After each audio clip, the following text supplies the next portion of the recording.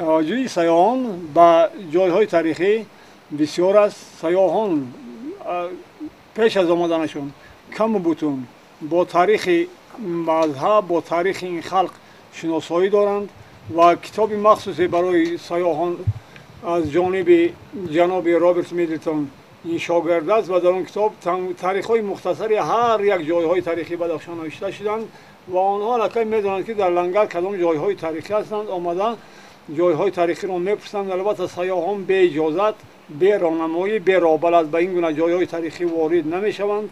آنها البته آمده اجازت می‌گیرند و به جایهای تاریخی می‌دارند و آنها از جمله من این گوسفندان و بزهای کوهی را که هستند توجه خاصه دارند و آنها این را مارکو پولو شی میگویند.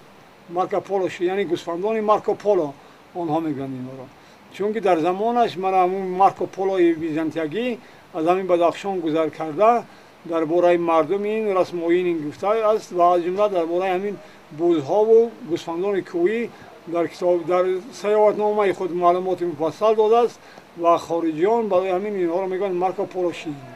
غیر از این در لنگر سیاحان بیشتر توجه دارند به پتروگلیف‌ها، یعنی پتروگلیف‌ها عکس‌های روی سنگی که در لنگر آنها 5723 عدد هستند و این در آسیای ما یک پتروگلیف‌ها جای دوم را میگیرد.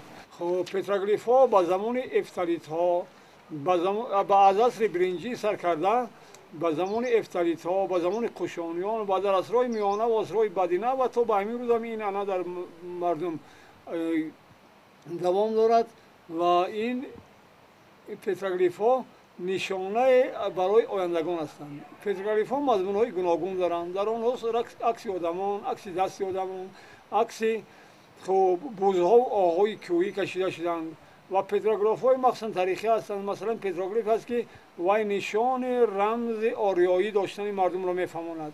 این را میگن سواستیکا در همین پتروگلیف هستند.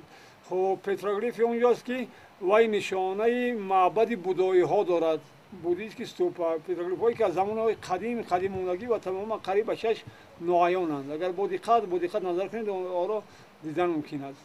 و عموما این نشان میدهد که مردم هم در وخان هم به دین نصرانی شغل داشتگی، هم به دین زردشتی شغل داشتگی، هم به دین بودایی شغل داشتگی و بعد از جاری شوی اسلام همه این دین ها بر هم خوردند و به دین اسلام گرویدند.